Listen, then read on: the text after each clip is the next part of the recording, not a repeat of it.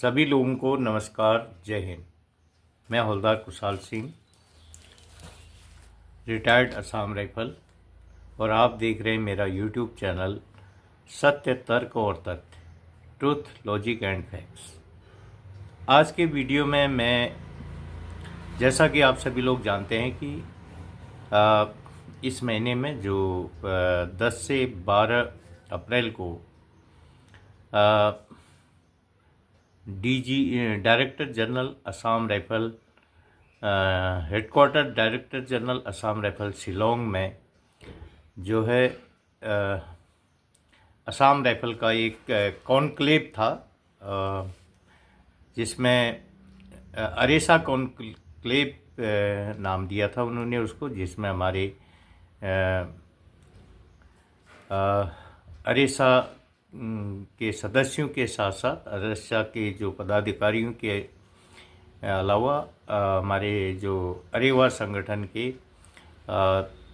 अध्यक्ष और national secretary ने भी भाग लिया था। गए थे वो वहाँ, और आज उनका देखा होगा आपने, उन्होंने वो वहाँ से आगे हैं, गुवाहाटी में हैं, और गुवाहाटी से दोनों ने जो है अपने अपने वीडियो जारी किए हैं, प्रेसिडेंट साहब ने भी और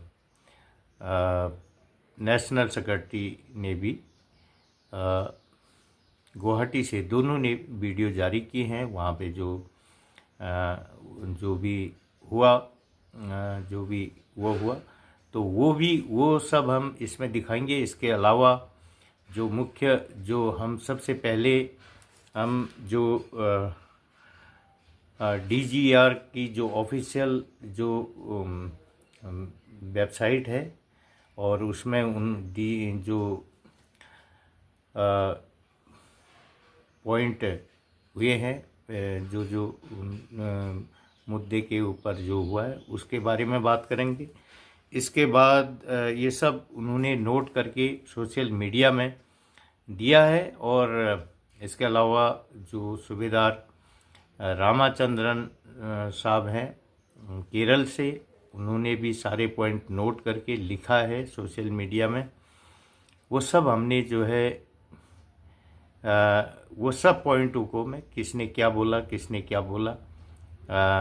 वो मैं बताऊंगा। इसके अलावा जो राजस्थान के और सूबेदार BL योगी साहब हैं, वो भी वहाँ गए थे, उन्होंने भी जो है अपने जो पॉइंट थे नोट करके सोशल मीडिया में दिखा रखे हैं। तो सिर्फ मैं जो वेलफेयर रिलेटेड जो मुद्दे की बातों पर ही मैं इस वीडियो में चर्चा करूंगा, वीडियो लंबा हो जाता है। तो सबसे पहले DGR की जो ऑफिशियल वेबसाइट का जो ये इंग्लिश में लिखा है, मैं हिंदी में भी बताऊंगा पूरे पॉइंट वेलफेयर रिलेटेड क्या क्या हुआ। पूरा वीडियो आप देखिएगा और इसको शेयर कीजिएगा। Assam rifle proudly conducted the first event Assam Rifle Ex-Servicemen Association Arisa Conclave at Shillong on 11th April 2025, marking a significant milestone in strengthening the bond between the force and its esteemed veterans. 33 President Secretary of Arisa Centers within India and 3 from Nepal attended the meeting. The conclave aims to enhance coordination, obtain feedback based on interaction, enhance accountability and functionality of Arisa, with primary focus on welfare of Assam Rifle ex-servicemen and their dependents. Hindi में अब बताता हूं मैं इसका मतलब। Assam rifle पूर्व सैनिक संगठन का जो सम्मेलन शिलोंग में आयोजित किया गया 11 अप्रैल 2025 को मेघालय के शिलोंग में पहली बार असम राइफल पूर्व सैनिक संघ सम्मेलन का आयोजन किया गया, जो बल और इसके सम्मानित दिग्गजों के बीच संबंधों को मजबूत करने में यह महत्वपूर्ण मील का पत्थर साबित हुआ और भारत में अरेसा केंद्रों के 33 अध्यक्ष और सचिव और नेपाल से 3 ने बैठक में भाग लिया। सम्मेलन का उद्देश्य समन्वय को बढ़ाना, बातचीत के आधार पर प्रतिक्रिया प्राप्त करना, असम राइफल एक्स सर्विसमैन और उनके आश्रितों के कल्याण पर ध्यान केंद्रित करते हुए अरेसा की जवाबदेही और कार्यक्षमता को बढ़ाना है। अरेसा कॉन्क्लेव 2025 ये लिखा हुआ है जो DGR की ऑफिशियल वेबसाइट में। इसके बाद जो हमारे रामाचंद्रन साहब का जो उन्होंने नोट किए हैं पॉइंट, उनका मैं बताता हूं। उन्होंने ब्रीफ नोट लिखे हैं सारे, तो अपनी जो भी वेलफेयर रिलेटेड है। तो अरेसा कॉन्क्लेव अपनी तरह का यह पहला 11 अप्रैल को मुख्यालय DGR लैडकोर में आयोजित किया गया। यह एक सुनियोजित और क्रियान्वित कार्यक्रम था जिसमें भारत और नेपाल के 36 अरेसा केंद्रों के अध्यक्षों ने भाग लिया। अरेसा DGR के अध्यक्ष ने जो कॉन्क्लेव की अध्यक्षता की, जिसमें उपाध्यक्ष ADG, सदस्य सचिव, अरेसा के निदेशक और अन्य सदस्यों ने भाग लिया। IGR नॉर्थ जैसे शिलोंग से बाहर रहने वाले सदस्यों ने ऑनलाइन भाग लिया। किसी और को कॉन्क्लेव हॉल में प्रवेश करने की अनुमति नहीं थी। किसी को भी मोबाइल फ़ोन सहित कोई भी सामग्री ले जाने की अनुमति नहीं थी, इसलिए हम कोई भी तस्वीर नहीं ले सके। और ये लिखा है रामाचंद्रन साहब ने, सुबेदार रामाचंद्रन साहब ने। सदस्य सचिव ने माननीय अध्यक्ष DG और अन्य प्रतिभागियों का स्वागत किया। अध्यक्ष ने कॉन्क्लेव का उद्घाटन किया और दर्शकों को संबोधित किया। अपने उद्घाटन भाषण में माननीय अध्यक्ष ने सभी सदस्यों से अरेसा केंद्र को पुनः सक्रिय करने का आग्रह किया और आश्वासन दिया कि उपाध्यक्ष और निदेशक अरेसा इसके बाद सभी अरेसा मामलों का मार्गदर्शन, पर्यवेक्षण और निगरानी करेंगे। बाद में अरेसा निदेशक द्वारा उठाए गए एजेंडा बिंदुओं पर चर्चा हुई और चर्चा के दौरान मैंने निम्नलिखित बिंदु उठाए। ये रामाचंद्रन साहब की, सुबेदार रामाचंद्रन साहब की पोस्ट है। अरेसा चुनाव के संबंध में मैंने बताया कि महोदय, यहाँ पर उपस्थित सभी लोग चुनाव के दौरान अडूर में हुई अपनी घटनाओं में पूरी तरह वाकिफ़ हैं और ऐसी घटनाओं से बचने के लिए मुख्यालय DGR निदेशक की देखरेख में उचित चुनाव होने चाहिए और दिशा निर्देश जारी किए जाने चाहिए। तो ये बाकी इसके बारे में वह क्या हुआ हमें पता नहीं, ये उन्होंने लिख के इसमें दिखाया है, तो मैं पढ़ रहा हूँ इसको। रिटर्निंग अधिकारी और पर्यवेक्षकों को मुख्यालय DGR द्वारा प्रदान किया जाना चाहिए। बदले में महानिदेशक साहब ने अंगूठा दिखाया और ADG और ब्रिगेडियर पर्स साहब को आवश्यक SOP आदि जारी करने के लिए कहा। ECHS के संबंध में महोदय, कुछ जांच और चिकित्सा उपचार हैं जो ECHS योजना के अंतर्गत नहीं आते हैं और ECHS एक्स सर्विसमैन जो रोगियों को अपनी जेब से भुगतान करना पड़ता है, जो परिवार के लिए भारी बोझ होता है। ऐसे मामलों में यदि इसे मुख्यालय DGR द्वारा प्रतिपूर्ति की जाए तो परिवार के लिए एक बड़ी राहत होगी।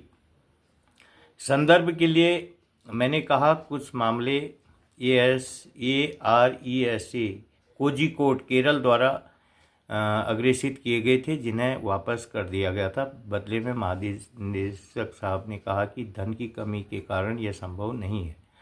हालांकि उन्होंने कहा कि ऐसे मामलों की ECHS निदेशालय सेना अधिकारियों के साथ उठाया जाएगा। एक और बिंदु पर आपका ध्यान लाना चाहता हूं कि 75 साल की आयु प्राप्त करने पर वृद्धावस्था अनुदान के बारे में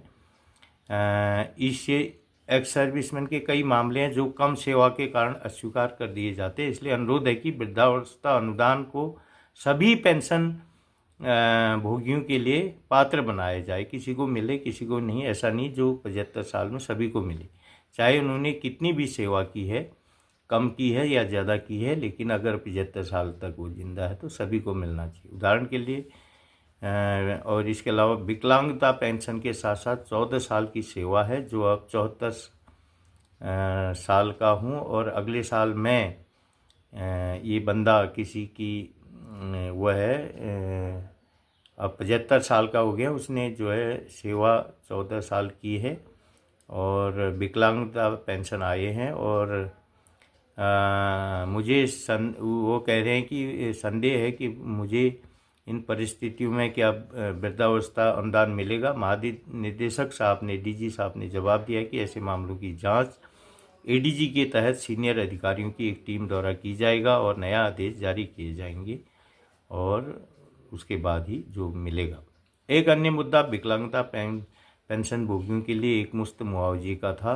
महोदय, ऐसे कई मामले जिनमें आवेदकों को कोई जवाब नहीं मिला और कुछ मामलों में पैसा प्राप्त हुआ, लेकिन इस आशय का कोई संचार नहीं हुआ। महोदय, मैं भी इसका एक उदाहरण हूँ। महानिदेशक ने बदले में रिकॉर्ड अधिकारी और कर्नल ए को जवाब देने के लिए कहा। उन्होंने जवाब दिया कि कई मामले निपटाए जाते हैं, मुआवजे ट्रांसफ़र किए जाते हैं, अधिक मामले हैं और जल्द ही निपटा दिए जाएंगे। इन सभी को पत्र जारी किया जाएगा। जिन्हें कोई संचार नहीं मिला, रिकॉर्ड विकलांगता सेल से संपर्क कर सकते हैं।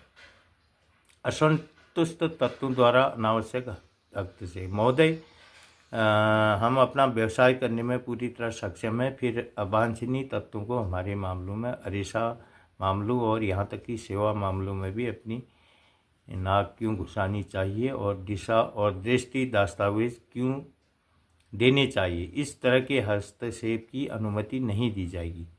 ऊंची आवाज़ में माननीय डीजी साहब ने जवाब दिया कि अनुमति नहीं दी जाएगी। ये रामाचंद्रन साहब पॉइंट दे रहे हैं। अगला पॉइंट इन्होंने दिया, अरेसा कोझिकोड की तीसरी वर्षगांठ 15 मई 25 को पड़ती है और हमें इसे धूमधाम से मनाने की योजना बना रहे हैं, जैसा कि पिछले वर्षों में किया गया था। आपसे अनुरोध करता हूँ कि आप इस अवसर पर अपनी उपस्थिति हमारे उद्यम को आशीर्वाद दें। डीजी साहब ने बदले में ब्रिगेडियर पर्स साहब को इसे नोट करने के लिए कहा। बाद में ब्रिगेडियर पर्स साहब ने मुझे एक पत्र भेजने के लिए कहा। महानिदेशक ने स्पष्ट रूप से कहा कि किसी के लिए भी संचार के लिए किसी भी माध्यम से किसी को ले डाउन, नीचा नहीं दिखाना है और इससे फोर्स बल्कि प्रतिष्ठा कम होती है। इस सम्मेलन को सफल बनाने के लिए बहुत प्रयास किए गए हैं, जिसके लिए इसे एक बड़ा आयोजन बनाने में शामिल सभी लोग विशेष प्रशंसा के पात्र हैं। तो ये थे सूबेदार एन रामाचंद्रन नायर साहब, अध्यक्ष ARESA कोझिकोड की। तो ये उन्होंने पॉइंट लिए हैं। अगला जो ये कुछ पॉइंट इनके हैं, जो BL योगी साहब, सूबेदार BL योगी साहब राजस्थान के अप्रैल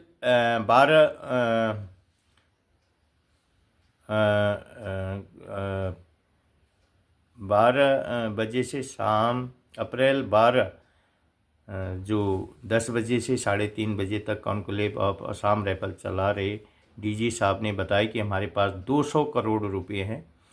हर जवान संगठन से जुड़े और अधिक से अधिक लोग, ताकि तभी समस्याओं का समाधान हम करेंगे। और 200 करोड़ रुपए हैं बताया वेलफेयर। और कॉन्क्लेव हर साल अपने यहाँ पर ये होगा, हर 3 साल में इस प्रेसिडेंट और सेक्रेटरी जो भी अरेसा के चेंज होंगे, इनका सिलेक्शन, युवा सिलेक्शन, इनका सिलेक्शन जो है चयन के आधार पर होगा।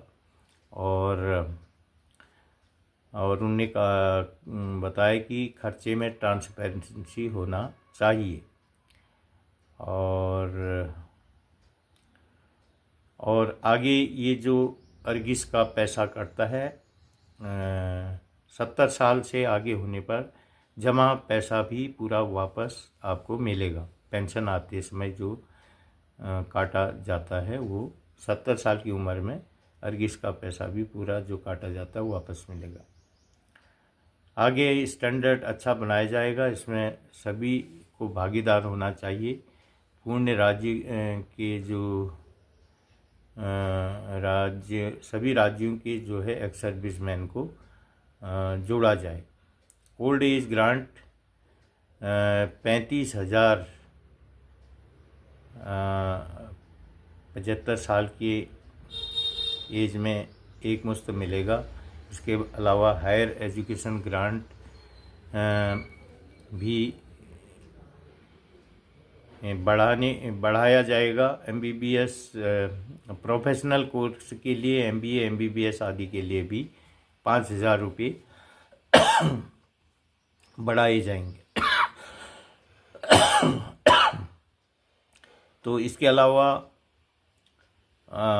एक्स्ट्रा ट्रीटमेंट के लिए जो 90,000 रुपये मिलते हैं उससे बजट में असर पड़ रहा है। इसलिए अधिक से अधिक लोग जो ECHS से जुड़ें ताकि इसमें जो है बजट में नियंत्रण किया जा सके। तो ये पॉइंट थे। इसके अलावा जो हमारे जो अरेवा के जनरल सेक्रेटरी साहब ने गुवाहाटी से अपना वीडियो जारी करते हुए शॉर्ट्स जारी करते हुए बताया कि DG साहब से जो है विस्तारपूर्वक बातें हुई। वो एक अच्छे आदमी है। उन्होंने बताया कि आने वाले समय में वो जो है समस्याओं का समाधान होगा। इसके अलावा जो है जो नेशनल राष्ट्रीय सचिव ने भी अपना गुवाहाटी से एक वीडियो जारी किया और उसमें उन्होंने बताया कि जितने लोगों ने भी पॉइंट दिए हैं और वो सारे पॉइंट संबंधित ब्रांच को DG हेडक्वार्टर में संबंधित ब्रांच ऑफिस को दे दिए गए हैं। सभी की फाइल दे दी गई है और उसमें कुछ देर हो सकती है लेकिन सभी लोगों का समाधान होगा। तो आज के लिए इतना ही। ये वीडियो को अधिक से अधिक शेयर करें ताकि लोगों को भी पता चले कि अभी जो हमारे DG हेडक्वार्टर में जो वहाँ पर मीटिंग हुई थी, जगह पूरे देश के जो है और नेपाल से भी जो है अरेसा के जो पदाधिकारी बुलाए गए थे। अरेवा के